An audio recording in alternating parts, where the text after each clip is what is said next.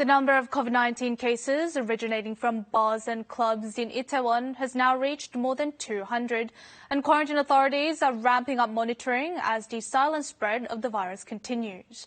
They have disclosed the names of restaurants and internet cafes in Gyeonggi-do Province that have been visited by infected people in their 20s and are urging them to receive testing as soon as possible.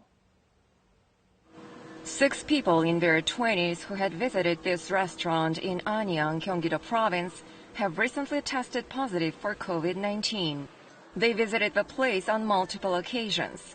One of them has been found to have visited a nightclub in Itaewon on May 5th.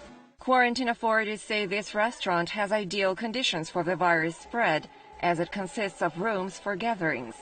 하루는 6명이 모였다가 하루는 4명이 모였다 이런 식으로다가 그룹으로다가 걔들이 계속 만나다 보니까 확진이 된 것 같아요. The 6 visited restaurants and coin karaoke salons in Anyang between May 10th and 17th. On May 12th and 13th, they also visited a bar and an internet cafe in Gunpo. Quarantine authorities are urging everyone who visited those places on the same days as the infected people to receive testing. They are warning that those who visited enclosed, poorly ventilated spaces must receive testing urgently, as the coronavirus spreads easily through saliva droplets in confined environments.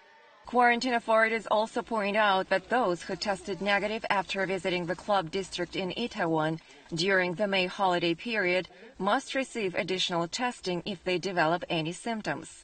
Authorities are ramping up monitoring to prevent the silent spread of the virus as much as possible.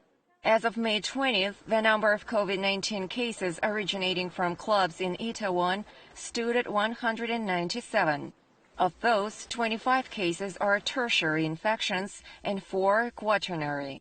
접촉자가 101명으로 접촉자에서의 확진자가 좀 더 많은 수를 차지하고 있는 상황입니다.